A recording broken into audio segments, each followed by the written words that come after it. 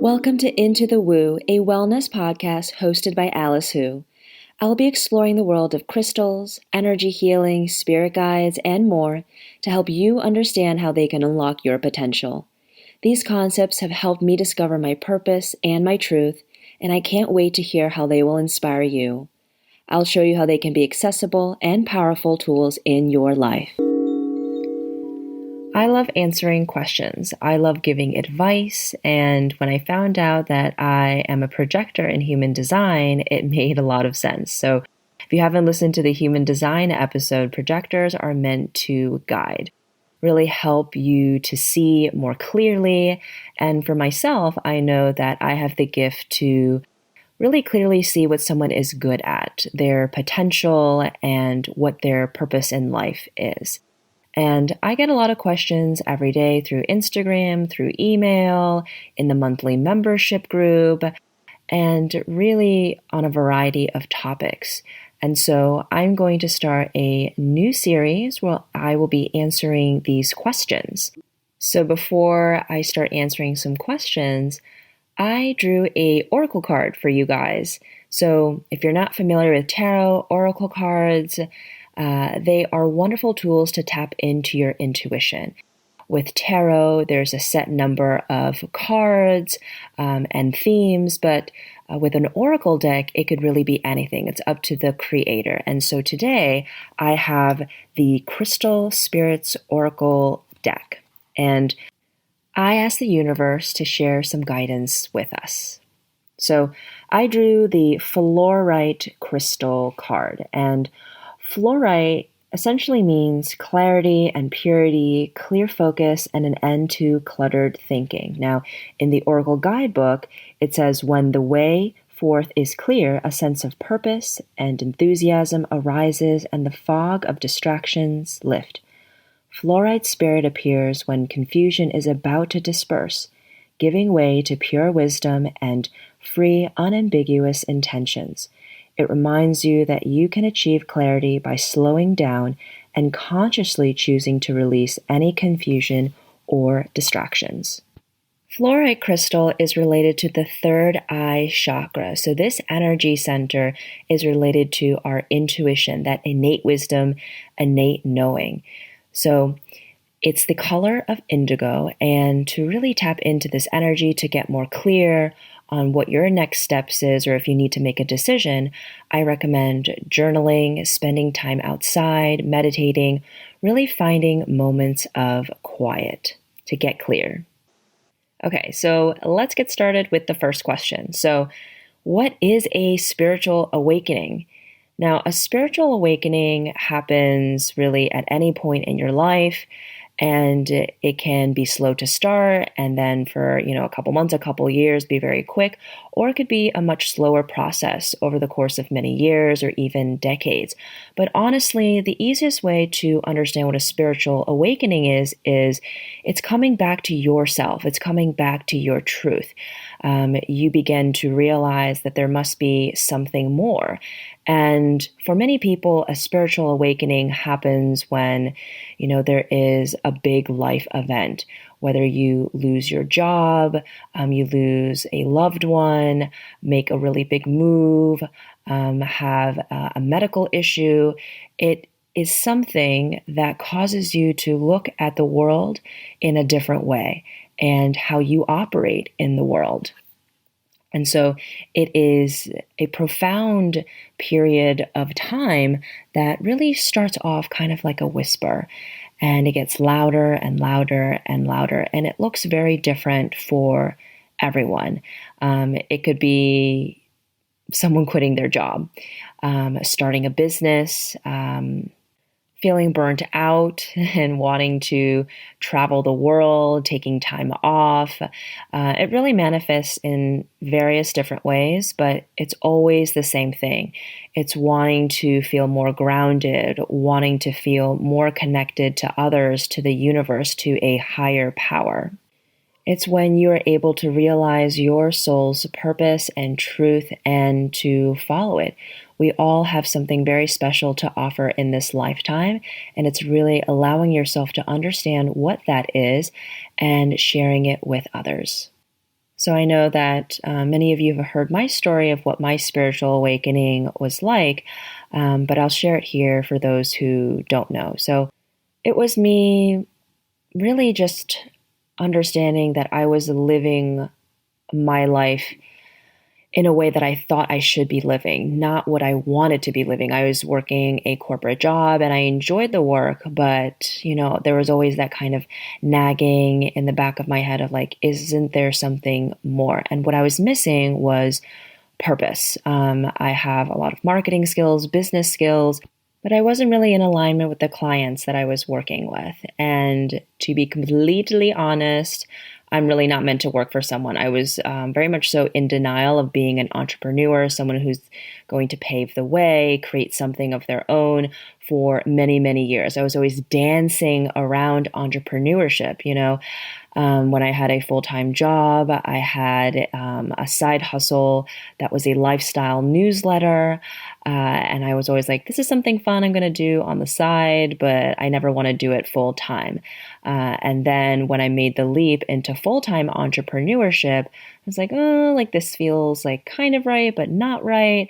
And then, with my third entrepreneurial venture, Woo Woo Company, that's when it felt right. So very much so a Goldilocks situation of I like this, but not quite in this way. And really just tapping into my intuition even more and getting the clarity that I needed. And honestly, time is important as well, an important factor to really be able to understand, hey, this is actually what I want to do, and this is the way that I want to do it. As always, I'd love to hear where you are in your spiritual journey, what questions you may have, and you can always find me over Instagram at WOOWOOCO. I'd love to hear from you. Okay, so the next question that I've been asked a lot is now still a good time to manifest? The world is a bit crazy right now. Lots of things are up in the air. A lot of plans have been disrupted. I know my plans have been disrupted, but it's really about how you can surf the waves of life, the ups and downs, and your ability to be resilient and understand, okay, things aren't going the way that I want, but how can I make the best out of this situation? And now that I've been forced to course correct or do something differently, how can I find joy in it? And in this time specifically, it's a wonderful time to manifest because you have the opportunity to get really quiet. There's less distractions so that you're able to understand what you want. A lot of times, your manifestations may be blocked because at the subconscious level, it's not what you want. You may think you want it, but you don't. And how do you understand that? Because it's buried so deep inside of you, it takes a lot of time for you to work through that. And of course, the biggest thing about manifestation is the belief that what you want is going to happen. So first, you have to know, is this something that you really want? And then two, you have to believe that you truly deserve it and shifting into that vibrational state. So everything, every word, every situation, every person has a very specific energy. And so you want to be shifting from a wanting mentality and energy to a having, because wanting and having are very different, right? So a quick exercise that you can do is just to close your eyes, focus on your breath,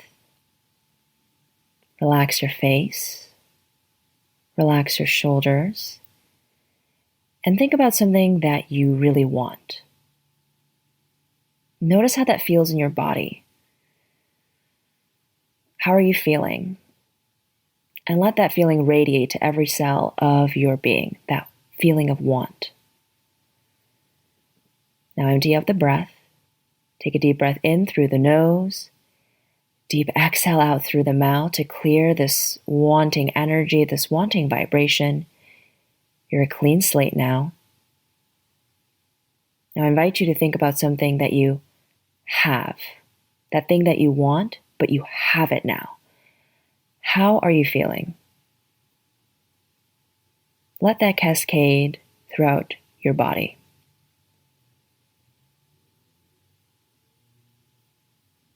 Taking steady breaths in and steady breaths out, really embodying and feeling that I already have this. It's already in my life. Deep exhale, deep breath in through the nose, deep exhale to release this having energy. So notice that there's a clear distinction of how you feel when you want and how you feel when you have. And if it wasn't quite clear to you during that quick exercise, practice it a couple times today or throughout the rest of the week to really start understanding how your body feels when you want something and when you have something, because that's going to be a game changer in the process of manifestation. You want to be in that having state, so that moves your vibration and your mind and your subconscious to understand, hey, I have this already. So in the physical world, this will bring you so much closer to getting that. So when you understand what you want to manifest, I want you to write it down on a sticky note, put it, on your nightstand, your closet, your bathroom mirror, somewhere where you're able to see it every single day, so that you are able to start and end the day with this energy.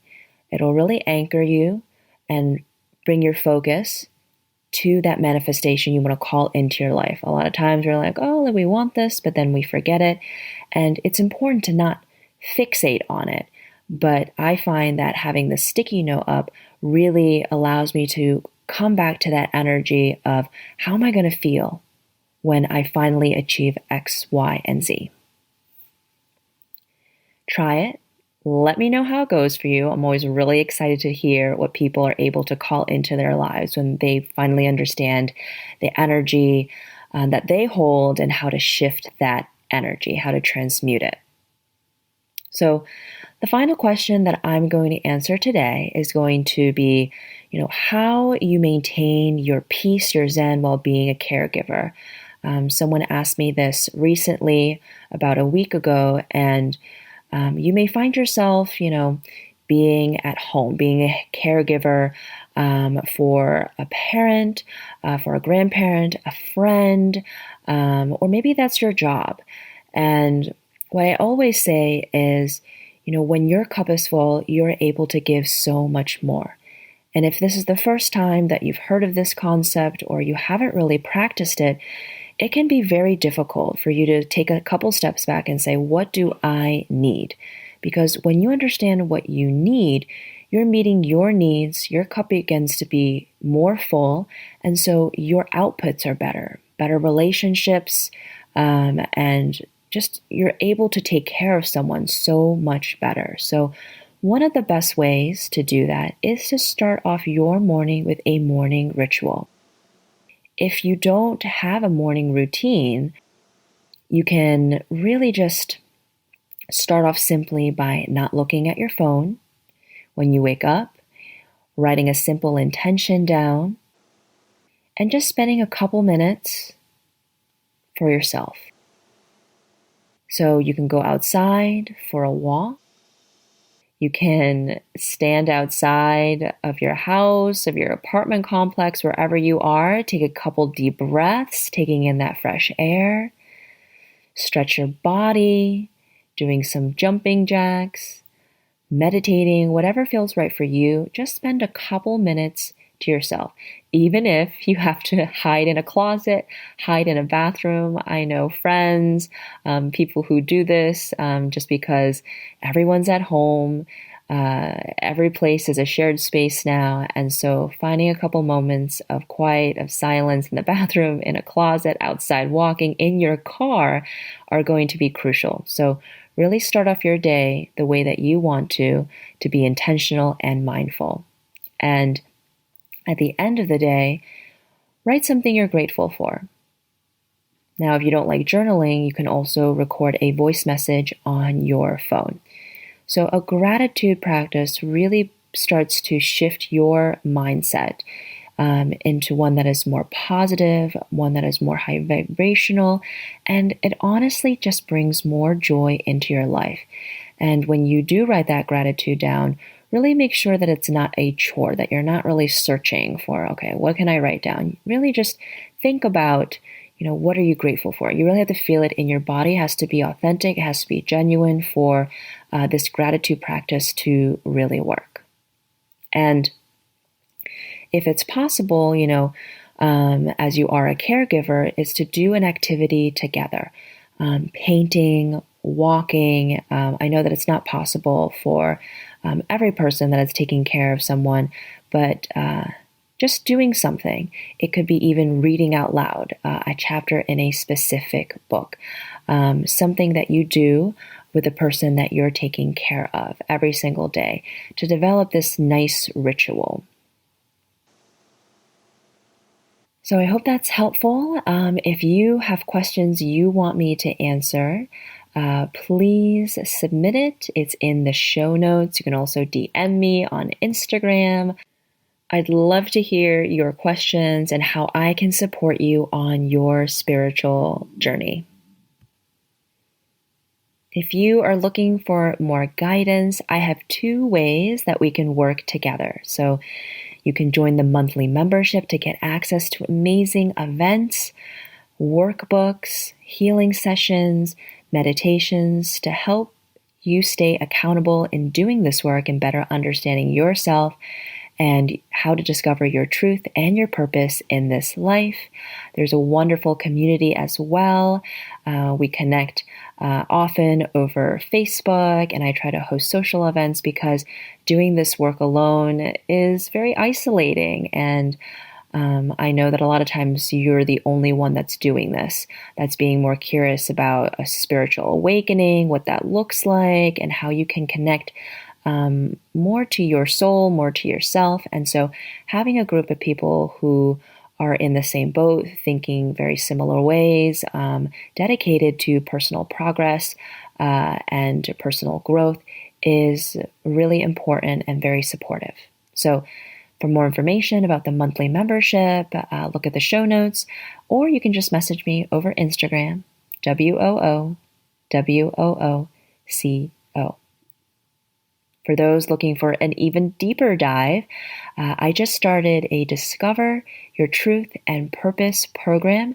I'm describing it as the course you wish you could have taken in school to really help you understand what you need to be happy and fulfilled in life. I'm going to be sharing all the different tools and modalities I've used to help me land to where I am today. I love what I do. I wake up and I'm excited to go to work. It doesn't feel like work. And, it doesn't mean that there aren't difficult times and difficult situations, but I feel much more aligned and really the happiest that I've ever been in my life. And so this course is going to be a 3-month commitment.